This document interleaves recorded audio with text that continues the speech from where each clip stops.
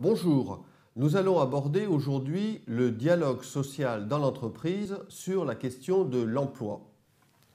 En matière d'emploi, dans les entreprises d'au moins 300 salariés, l'employeur doit engager une négociation au moins une fois tous les 4 ans sur la gestion des emplois et des parcours professionnels.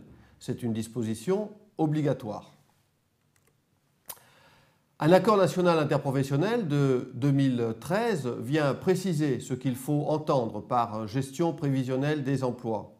Il s'agit de mettre en place un outil d'anticipation sur des évolutions à venir sur le plan économique, technique et autres, afin d'assurer une meilleure performance des entreprises, de répondre aux aspirations des salariés et de sécuriser l'emploi.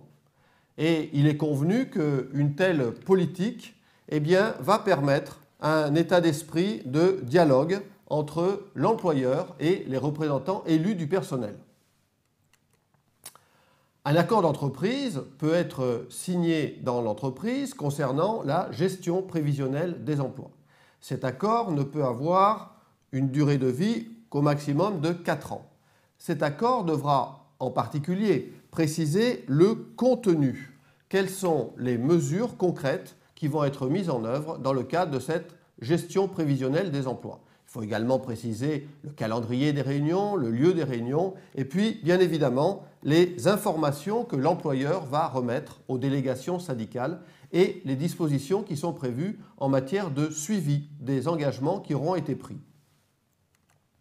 S'il n'y a pas d'accord, l'employeur va devoir engager tous les 3 ans une négociation concernant la mise en place d'une gestion prévisionnelle des emplois et des compétences et dans laquelle il faudra prévoir un certain nombre de mesures d'accompagnement, notamment en matière de formation, en matière de validation des acquis de l'expérience, de bilan de compétences et d'accompagnement à la mobilité.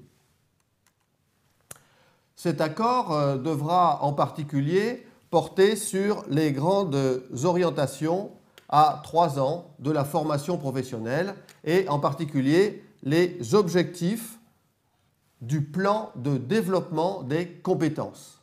Il s'agira ici d'identifier les catégories de salariés et d'emplois pour lesquels la formation sera accordée en priorité, identifier les compétences et les qualifications à acquérir au cours de la période de validité de l'accord. Il s'agira également de préciser les perspectives de recours aux contrats de travail à temps partiel, contrats à durée déterminée et autres emplois précaires, de manière à réduire, le cas échéant, la précarité dans l'entreprise. Et il conviendra également de préciser comment les entreprises sous-traitantes seront informées des orientations stratégiques de l'entreprise et des conséquences que cela peut avoir évidemment sur leurs propres salariés. La négociation peut également porter sur les modalités d'information et de consultation du comité social et économique en cas de grand licenciement économique et sur la qualification des catégories d'emploi qui seraient menacées par les évolutions technologiques, toujours avec cette idée d'anticiper les évolutions. Il s'agira d'examiner comment les entreprises sous-traitantes seront associées au dispositif de GPEC de l'entreprise et également de prévoir un certain nombre de dispositions concernant la mise en œuvre des actions de GPEC au niveau des territoires.